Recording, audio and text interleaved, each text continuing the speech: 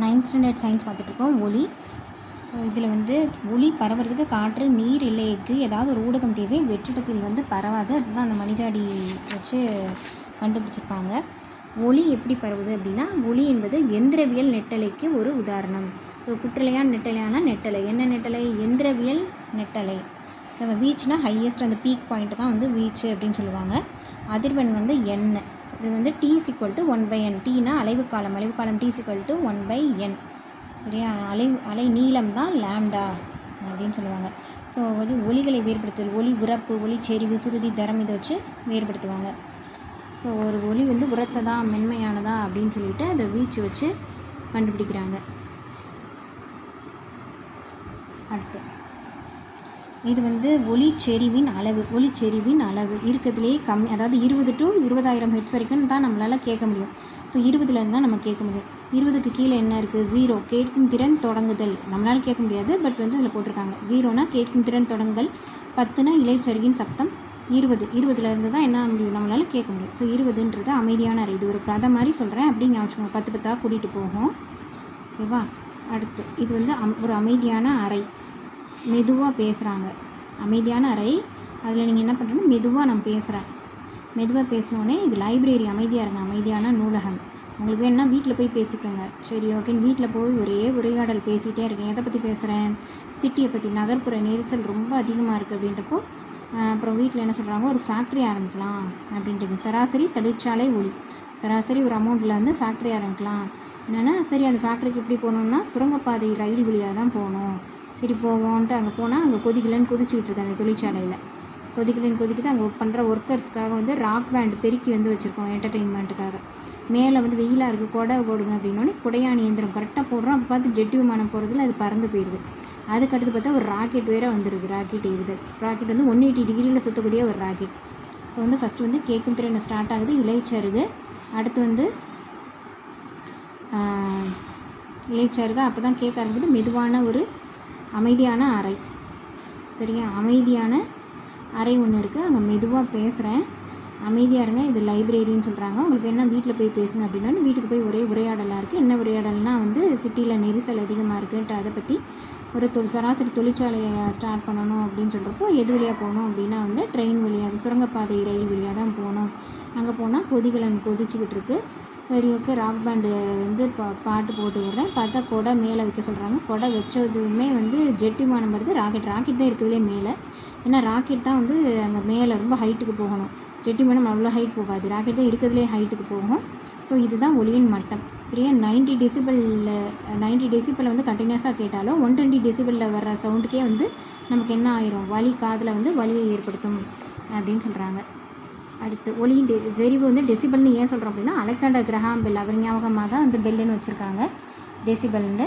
அடுத்து சுருதி அதிகமாக இருந்துச்சுன்னா ஒலி கீச்சலாக இருக்கும். சுருதி கம்மியாக இருந்தால் கனத்ததாக இருக்கும். அடுத்து தரம் அப்படின்னா வந்து தரம் தான் வந்து தொனியை வேறுபடுத்துது. ஓகேவா? தொனி அப்படின்றது ஒரே அதிர்வெண்ணாக இருந்துச்சுன்னா அதை வந்து தொனின்னு சொல்கிறோம். தொனியில் இருக்க இசைக்குறிப்பை பொறுத்து சுரம் தான் வந்து என்ன பண்ணுது? தொனியை வந்து வேறுபடுத்துது. அடுத்து ஒலியின் வேகம் v= கடந்த தொலைவு நேரம் எல்லாம் மாதிரி தான். v = n × லாம்டா இதான் முக்கியம். T = 1/n. 2 ஃபார்முலாஸ் வந்து இதில் டிரைவ் பண்ணுறாங்க. ஒரு ஒலியின் அதிர்வெண் வந்து 2 kHz. n அதிர்வெண் வந்து 2 kHz. அலைநீளம் லாம்டா வந்து 15 சென்டிமீட்டர் அப்படின்னா வந்து 1.5 கிலோமீட்டர் தூரத்தை கடக்க அது எடுத்துக்கொள்ளும் காலம் எவ்வளவு? இது வந்து டிஸ்டன்ஸு. ஸோ வந்து நமக்கு v = n × லாம்டா அப்படின்றது தெரியும். என்னன்றது 2 kHz. ஸோ அதை வெறும் ஹெட்ஸில் மாத்திரம்னா 1000 பேருக்கிறோம். 2000 ஹெட்ஸு. லாம்டா வந்து 15 சென்டிமீட்டர். இது வந்து மீட்டரில் மாற்றிக்கிறோம். ஆக்சுவலி வந்து அலைநீளம் எல்லாமே மீட்டரில் தான் இருக்கும். ஸோ 0.15 மீட்டர் அப்படின்னு மாற்றிக்கிறோம். ஸோ v = n × லாம்டா பெருக்கிறோன்னா வந்து நமக்கு v வேல்யூ வந்து 300 அப்படின்னு கிடச்சிருச்சு. ஸோ வந்து நமக்கு வேகம் கிடச்சிருச்சு. கடந்த தொலைவு அப்படின்னா வந்து தூரம் ஆல்ரெடி கொடுத்துருக்கோம் 1.5 கிலோமீட்டர். அதையும் மீட்டரில் மாற்றிக்கிறோம். பை நம்ம டைம் வந்துட்டு இதான் v டைம் தான் நம்ம கண்டுபிடிக்க போகிறோம் இல்லையா? ஸோ v அதை கண்டுபிடிச்சது போடுறோம். பார்த்தா 5 செகண்ட் நமக்கு கிடச்சிருச்சு. அடுத்து 20 டிகிரி செல்சியஸ் வெப்பநிலையில் 22 மெகானா 10⁶ ஹெச் அதிர்வெண் கொண்ட ஒரு ஒலியின் அலைநீளம் என்ன? அலைநீளம் v = n × lambda. So lambda தான் இப்போ கண்டுபிடிக்கணும் அப்படின்னா v/n போட்டாச்சு. காற்றில் ஒலியின் வேகம் வந்து 20 டிகிரி செல்சியஸ் இருக்கப்போ 344. ஸோ வந்து என்ன பண்ணுறோம், 345 இந்த வேல்யூவை போட்டுடுறோம். ஸோ போட்டு கண்டுபிடிச்சோம்னா நமக்கு ஆன்சர் கிடச்சிருது. அடுத்து பல்வேறு ஊடகங்களில் ஒளியின் வேகம் என்னென்ன அப்படின்னு பார்க்கணும். இப்போ வெப்பநிலை அதிகரிக்கும் போது ஒளியின் வேகமும் அதிகரிக்கும். காற்றில் 0 டிகிரி செல்சியஸ் வெப்பநிலையில் வந்து 330 மீட்டர்/செகண்ட். அதே இது 25 டிகிரி செல்சியஸ்ன்ட்டு கூடும்போது 344ன்னு வரும். சரியா, 330 இருக்கிறது 344 வந்து வந்துடும். ஸோ இந்த மாதிரி கூட்டிகிட்டே போகும் அப்படின்னு சொல்கிறாங்க. அடுத்து வந்து 25 டிகிரி செல்சியஸ் ஆவரேஜாக இருக்கும்போது எல்லாத்துலேயும் எவ்வளோ ஹீட் வந்து இருக்குது அப்படின்னு பார்க்க போகிறோம். இது எல்லாத்துக்குமே ஷார்ட்கட் இருக்குது, நான் அதுபடி சொல்லிடுறேன்.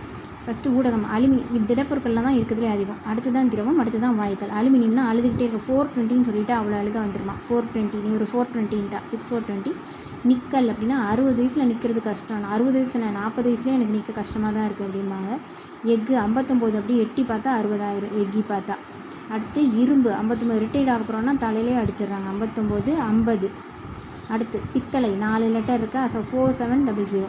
கண்ணாடி விலை இப்போ 4000 விற்கிது. ஒரு 20 ரூபா டிஸ்கவுண்ட் வேறு கொடுப்பானுங்க. 3980 அப்படி வந்துடும். இல்லாட்டி கண்ணாடி 3 கண் நெற்றிக் கண் சேர்த்து 3980 அப்படிங்க வச்சுனாலும் சரி தான்.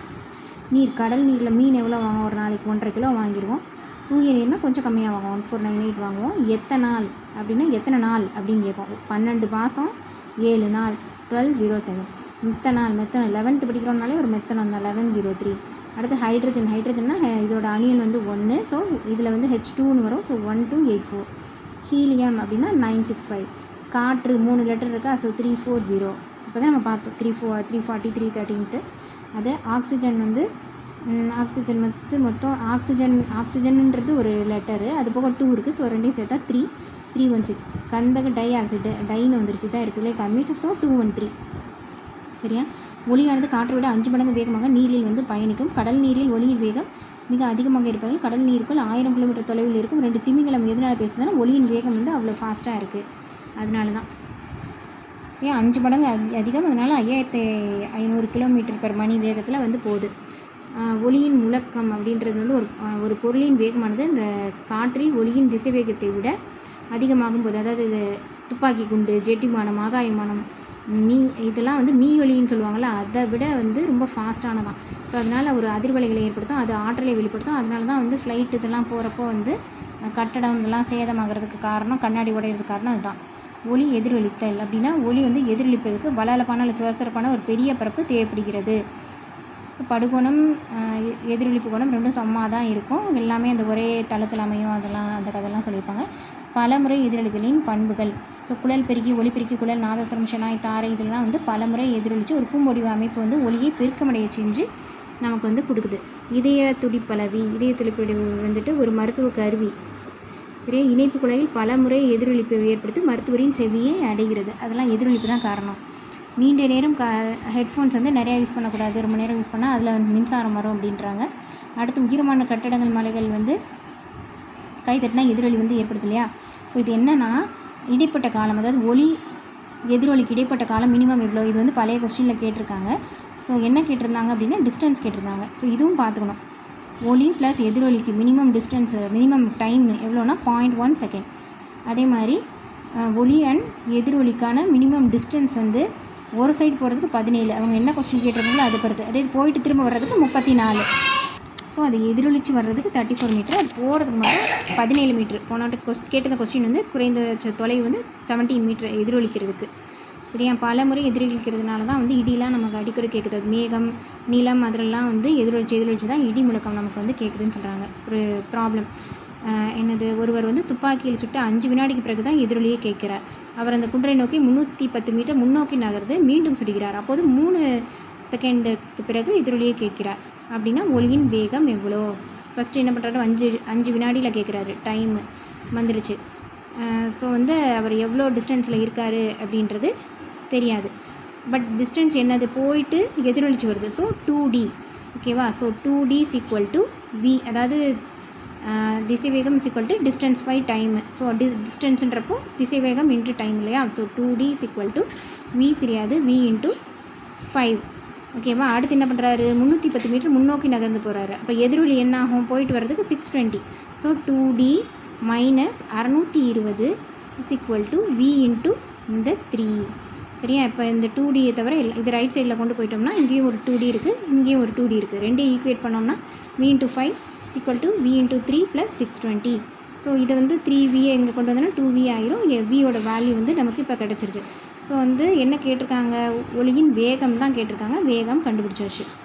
ஓகேவா? இதில் ஞாபகம் வச்சுக்க வேண்டியது 2D ஃபார்மெட்டில் ரெண்டையும் கொண்டு வரணும். கொண்டு வந்துட்டு இந்த 310 மீட்டர் முன்னோக்கி போகிறாங்கல்ல, அது வந்து அவர் நகர்றது 310, பட் எதிரொலிப்பு என்ன அது? ஸோ வந்து எப்போவுமே எதிரொலின்னு வந்துட்டாலே 2 டபுள் டிஸ்டன்ஸ் எல்லாமே டபுள் ஆயிரும். ஸோ 620 அப்படின்றத மறந்துடக்கூடாது. அடுத்து எதிர்முழக்கம் அப்படின்னா பெரிய அறைகளில் வந்து அப்படி இந்த மாதிரி மல்டிபிள் ரிஃப்ளெக்ஷன் ஆகிறது தான் வந்து சொல்லியிருக்காங்க. திரையரங்குகள் இது எல்லாமே வந்துட்டு திரையரங்குகள்லாம் கலையரங்குகள்லாம் என்ன பண்ணுறாங்கன்னா வந்து மேற்கூரை சுவர்கள் அப்புறம் வந்து ஒளி உட்கரும் தன்மை கொண்டதாக இருக்கும். ஏன்னா பெரிய இதில் வந்து அதாவது பெரிய பில்டிங்கில் எதிரொலிப்பு நடக்கும். அது ரொம்ப எக்கோ வரக்கூடாதுன்றதுக்காக அமுக்கப்பட்ட நாரட்டை, திரைச்சீலைகள், பிளாஸ்டர் இதெல்லாம் போட்டு அந்த எதிரொலிப்பை வந்து கம்மி பண்ணுறாங்களாம். மீயொலினா 20,000 ஹெர்ட்ஸுக்கு மேலே இருக்கிறது தான் மீயொலி. ஸோ அது வந்து மனித உடலின் உறுப்புகளை ஆராய்வதற்கு பயன்படுகிறது. அதுக்கப்புறம் அனிமல்ஸ் எல்லாமே வந்து இப்போ காட்டுக்குள்ளே போகிறோன்னா அனிமல்ஸ் வந்து காருக்கு நடுவில் வந்துடக்கூடாது அப்படின்றதுக்காக காரில் வந்து மீயொலி வந்து வச்சுருப்பாங்க. அதுக்கப்புறம் வவ்வால், டால்ஃபின், திமிங்கலம் இதெல்லாம் மீயொலியை பயன்படுத்துது. வவ்வால் இருட்டில் வந்து அதோட இரையை கண்டுபிடிக்கிறதுக்கு வந்து ஒரு வவ்வால்னா ஒரு வவ்வாலோட கம்யூனிகேட் பண்ணுறதுக்கு எல்லாமே மீயொலி தான் வந்து அவங்களுக்கு ஹெல்ப் பண்ணுது. அதுக்கப்புறம் வந்து இந்த ஹார்ட்டில் வந்து செக் பண்ணுறாங்கல்ல எக்கோ, அது வந்து கணினியில் வந்து சேமிக்கப்படுது. எக்கோகிராம் மீயொலியை பயன்படுத்தி தான் வந்து யூஸ் பண்ணுறாங்க. கடல் கண்காணிப்பிலும் மீயொலி அலைகள் பயன்படுகின்றன. மீயொலி அலைகள் வேறு என்னென்ன பயன்பாடு அப்படின்னா, மீயொலி அலைகள் தூய்மையாக்கும் தொழில்நுட்பத்தில் பயன்படுகின்றன. பொருட்களின் மீதில் மிகச்சிறிய துகள்களை நீக்குவதற்கு அப்பொருட்கள் மீயொலி செலுத்தும் திரவத்தினுள் வைத்து தூய்மைப்படுத்தப்படுகின்றன. மீயொலி செலுத்துறதுக்கு திரவம் இருக்குது, அதுக்குள்ளே அனுப்பினோம்னா வந்து டெஸ்ட் எல்லாம் ரிமூவ் பண்ணிடும். உலோகப்பட்டையில் வெடிப்புகள் இருந்தால் அதுக்கப்புறம் வந்து குறைகளை மீயொலி அலைகளை கொண்டு கண்டறியலாம், எல்லா குறையும். அடுத்து மீயொலி அலைகள் இதயத்தின் பல்வேறு பகுதியிலிருந்து எதிரொலிக்கப்பட்டு இதயத்தின் பிம்பத்தை ஏற்படுத்துகிறது. இத்தொழில்நுட்பத்திற்கு மீயொலி இதய வரைவி அப்படின்னு பெயர். மீயொலி அலைகளை கொண்டு சிறுநீரகத்தில் உள்ள கற்களை கூட சிறு சிறு துக்களாக வந்து உடைக்க முடியும், சிறுநீர் வழியாக வெளியேற்றப்படும் அப்படிங்க. சோனார் அது வந்து கடலுக்கு அடியில், ஸோ கப்பலுக்கு அடியில் நம்ம பொருத்திட்டோம்னா வந்து அடியில் இந்த மீன் எங்கே இருக்குது, கடல் படுகை எங்கே இருக்குது, பனிப்பாறை எங்கே இருக்குது அப்படின்னு கண்டுபிடிக்கிறதுக்கு இது ஹெல்ப்ஃபுல்லாக இருக்குது அப்படின்றாங்க. பொருளின் தொழிவை கண்டறிய முடியாது எதிரொலி நெடுக்கம் அப்படின்னு சொல்கிறாங்க. அடியில் வந்து பாறைகள், குன்றுகள், நீர்மூழ்கி கப்பல்கள், பனிப்பாறைகள் இதெல்லாம் வந்து கண்டறிவதற்கு பயன்படுது. ஒரு கப்பலிலிருந்து அனுப்பப்படும் மீயொலி கடலுக்கு அடியில் உள்ள பொருளின் மீது எதிரொலிக்கப்பட்டு 3.42 வினாடிக்கு பிறகு மீண்டும் வந்தடைகிறது. கடல் நீரில் மீயொலியின் வேகம் வந்து 1531. கப்பலில் இருந்து கடலின் அடிப்பகுதியில் வரை உள்ள தொலைவு எவ்வளோ அப்படிங்கிறாங்க. 2D = v × t, இது நமக்கு தெரியும். ஸோ வந்து கடந்த தொலைவு மீயொலி கடந்த தொலைவு = 2 × கடலின் ஆழம். இங்கே நம்ம என்ன பார்க்கணும் அப்படின்னா, இப்போது 2D = v × t தெரியும். ஸோ vன்றது இங்கே கொடுத்துருக்காங்களா அப்படின்னா 1531 வேகம் கொடுத்துருக்காங்க. t கொடுத்துருக்காங்களா 3.42 கொடுத்துருக்காங்க. ஸோ 2Dன்றது தான் இந்த வேல்யூ. ஸோ நமக்கு என்ன வேணும், d மட்டும் தான் வேணும். ஸோ வந்து இந்த 2வையும் இங்கே கொண்டு போயிட்டோம்னா எல்லாத்தையும் கேன்சல் பண்ணோன்னா நமக்கு இந்த ஆன்சர் வந்து கிடச்சிரும். ஓகேவா? அடுத்து மின் ஒளி இதய வரைபடம், ECG வரைபடம் வந்து நம்ம ஒரு தாளில் வந்து குறிக்கிறோம். ஏன்னா அப்போ தான் வந்து இந்த ஒரு நிமிஷத்துக்கு எவ்வளோ வந்து ஒரு நிமிஷம் கேப்பில் எவ்வளோ பெருக்கமடைய செய்யுது அப்படின்னு சொல்லிட்டு ப்ராப்பராக செக் பண்ணுறதுக்காக. அடுத்து செவியின் அமைப்பு. செவியின் அமைப்பு ஒன்றும் இல்லை, ஆக்சுவலி வந்து இது நடுச்செவியில் தான் வந்துட்டு 3 எலும்புகள் சுற்றி பட்டை அங்கவடி இருக்கும். இதில் தான் வந்து ஒளி பெருக்கமடைகிறது. உட்செவிக்குள் வந்து நடுச்செவியில் இருந்தால் செலுத்தப்படுகிறது. உள்செவியிலிருந்து காக்லியா வந்து இருக்குது, அது மூலமாக தான் மின் செய்கைகளாக அது மாற்றப்படுகிறது. இதுதான் முக்கியமான பாயிண்ட்டு. இதெல்லாம் வந்து நெட்டலைகளாக பரவுகிறது. ஒளி பரவும்போது ஆற்றல் மட்டுமே பரவுகிறது, துகள்கள் வந்து நகராது. வெற்றிடத்தில் ஒளி செல்வதே இல்லை. v = n × λ. ஊடகம் வெப்பநிலையை சார்ந்தது. எதிரொலியை தெளிவாக கேட்கணும்னா 0.1 செகண்ட் வந்து டைம் கேப் இருக்கணும். டிஸ்டன்ஸ் வந்து 17 மீட்டர் இருக்கணும். போக வரனா 34 இருக்கணும். பன்முக எதிர்ப்பினால் வந்து ஒளி வந்து ரொம்ப நேரம் நீடிச்சிருக்கு. 20,000 ஹெர்ட்ஸ் வந்து நம்மளால் கேட்க முடியும். அது கீழே இருந்தால் குற்றொலி, அதிகமாக இருந்தால் மீயொலி. சோனார் வந்து கடல் ஆழத்தை கண்டறிய, நீர்மூழ்கி கப்பல், பனிப்பாறையெல்லாம் கண்டறிய பயன்படுகிறது. இசை கச்சேரிகளில் ஜால்ரா இசைக்கருவி இசைக்கும் போது உலோகத்தகடு தான் அதிர்வடையும். காற்றில் எப்போதுனா அதிர்வுகள் நகரும் போது தான் ஒளி பயணிக்கும். ஒரு இசைக்கருவி வந்து வெற்றிடத்தில் வந்து ஒலிக்காது. சாதாரண செவியினை கொண்டு ஒருவரால் உணர முடிவதில்லைன்னு அது ஏன் உணர முடியலன்னா வெற்றிடத்தில் அது ஒலிக்குது. அதனால் செவியுணர் ஒளியினால் ஏற்படும் அதிர்வுகளின் பெரும வேகம் கீழே கொடுக்கப்பட்டுள்ள எப்படி பயணிக்கும் போது ஏற்படும். செவியுணர் உலர்ந்த காற்றில் போகிறப்ப தான் பெரும வேகம் வந்து இருக்கும் அப்படின்றாங்க. ஒளி வேகமாக எப்போ பயணிக்கும்னா திடப்பொருட்களில் பயணிக்கும். ஒளி என்பது நெட்டலை. ஒளி ஊடுருவு ஊடகம் தேவை. ஒரு வினாடியில் உருவாகும் அதிர்வுகளின் எண்ணிக்கை தான் அதிர்வெண். திடப்பொருட்களில் அதிகம். அப்புறம் வந்து ஒளியின் செறிவு வீச்சின் இருமடங்கிற்கு நேர்த்தகவில் இருக்கும். ஒளியின் செறிவு வந்து வீச்சின் இருமடங்கிற்கு நேர்த்தகவில் இருக்கும். உடலில் ஏற்படும் ஒலிகளை உணர பயன்படுத்தும் மருத்துவ கருவி ஸ்டெதஸ்கோப்பு. ஒளியை நீட்டிக்கும் தொடர் எதிரொலித்தலுக்கு எதிர் முழக்கம் அப்படின்னு பேர். இசைக்கலவை அப்படின்றது வந்து இசைக்கலவைனா ஒளியின் உற்பத்தி. ஒளி அப்படின்னா நெட்டலை. அழுத்தம் அப்படின்னா காற்றின் அடர்த்தி அதிகமாக உள்ள புள்ளி. வீச்சினா அந்த பெருமை இடப்பெயர்ச்சி. மீ ஒலினா 20,000 ஹெர்ட்ஸ்க்கு மேலே இருக்கிறது. ஸோ இதில் இருக்க ப்ராப்ளம்ஸ் வந்து ஒளியின் அதிர்வெண் வந்து எண் கொடுத்துட்டாங்க. அதனை உண்டாக்கும் பொருள் ஒரு நிமிடத்திற்கு எத்தனை முறை அதிர்வுறும். எத்தனை முறை அப்படின்னா ஒரு நிமிஷத்துக்கு எத்தனை முறை அப்படின்னா இது ரெண்டையும் மல்டிப்ளை பண்ணிட வேண்டியதான். ஒரு நிமிஷம்னா 60 செகண்ட். ஸோ 60 × 600 மல்டிப்ளை பண்ணால் ஆன்சர் வந்துருச்சு. அடுத்து 750 மீட்டர் உயரமுள்ள ஒரு கோபுரத்தின் உச்சியிலிருந்து ஒரு கல்லை அதன் கீழே உள்ள குளத்தில் போட்டால் அப்போ தானே கீழே விழும் பொருள். போட்டால் குளத்து நீர் தெளிக்கும் ஒலியை கோபுரத்தின் உச்சியில் கேட்க இயலுமா அப்படின்னா என்ன சொல்கிறாங்க? மேலேருந்து தானே கீழே விழும் பொருள்னா என்ன ஆகும்? U = 0. ஸோ ½ GT² இருக்கும். ஜிக்கு பதிலாக 10 போடுறோம். இதில் வந்து டிஸ்பிளேஸ்மெண்ட்டுன்னு சொல்லுவாங்கள்ல, அது வந்து ஹைட்டு தான். ஸோ 750 = 0 + ½ × 9.8 இல்லாட்டி 10 × T². இதிலேருந்து T வேல்யூ கண்டுபிடிச்சிடுறோம். சரியா? டைம் இது என்ன டைம்னா மேலேருந்து கீழே விழுகிற டைம். ஆனால் என்ன கேட்குறாங்க? கோபுரத்தின் உச்சியில் கேட்க இயலுமா? அப்போ கீழேருந்து மேலே போகிற டைமும் வந்து கண்டுபிடிக்கணும். கீழேருந்து மேலே போகிற டைம் எப்படி கண்டுபிடிக்கலாம்? V = distance by time. அப்போ time = distance by V. Distance எவ்வளோ? அந்த 750 மீட்டரே தான். V திசை வேகம் எவ்வளோ? காற்றில் ஒளியின் திசை வேகம் எவ்வளோ? 340. சரியா?